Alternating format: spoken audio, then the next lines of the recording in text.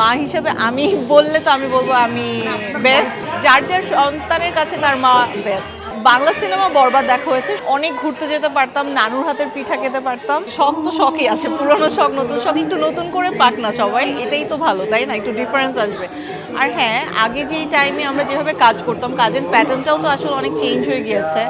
এখন মাধ্যম অনেক বেড়ে গিয়েছে, আর সব কিছু মিলে সময়ের সাথে সাথে নিজেদের ব্যস্ততাও একটু বেড়েছে।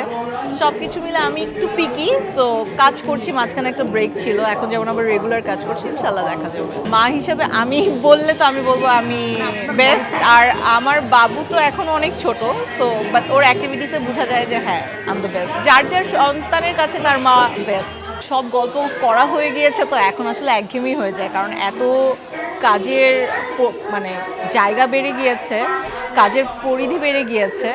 আমার কাছে মনে হয় যে ফ্যামিলি ড্রামাগুলো আমি অনেক বেশি মিস করি। ফ্যামিলি ড্রামা বলতে আমরা ছোটোবেলায় যেরকম ফ্যামিলিদেরকে নিয়ে বসে হুমায়ুন আহমেদ স্যারের সুন্দর সুন্দর নাটকগুলো দেখতে পারতাম, ওই টাইপের নাটক আমার কাছে আমি অনেক পার্সোনালি মিস করি।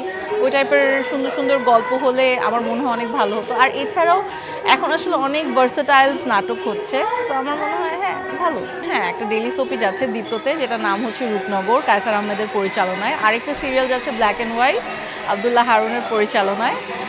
এই তো এই দুটো সিরিয়াল করা হচ্ছে। বাংলা সিনেমা বরবাদ দেখা হয়েছে সর্বশেষ।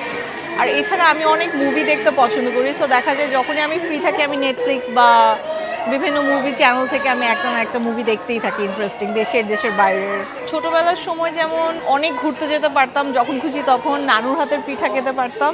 এখন আসলে কাজের ব্যস্ততা, নানুও নেই, সব কিছু মিলে ওই জিনিসটা হয়ে ওঠে না, দেখা যায়। আর উইন্টারের সময় আমরা আগে যেভাবে ভ্যাকেশনটা সেলিব্রেট করতে পারতাম, লাইক গ্রামে চলে যেতাম বা পুরো ফ্যামিলি গ্যাদার হয়ে যেত, এখন আসলে কাজের ব্যস্ততা, যার যার পার্সোনাল লাইফ, সব কিছু মিলে ওই জিনিসগুলো হয়ে ওঠে না, সো এটা আসলে মিস করা হয়। But at the same time কাজে আসলে কাজের কলিগসদের সাথে আসলে ওই ফানটা আমরা সেলিব্রেট করি। যেমন শুটিংয়ে আমি গতকাল মানিকগঞ্জ থেকে এসেছি, আমার রূপনগরের শ্যুট ছিল, সো ওখানে আমরা যেমন সন্ধ্যার পর একটা পিঠার আয়োজন করেছিলাম আমাদের পুরা ইউনিট, কায়সার আহমেদ ভাইয়ার। সো ওখানে আমরা সবাই মিলে আসলে পিঠা খেয়েছি, অনেক ধরনের পিঠা খেয়েছি, অনেক মজা করেছি। কাজের মাঝখানে টুকটুক করে এরকম মজা করা হয়।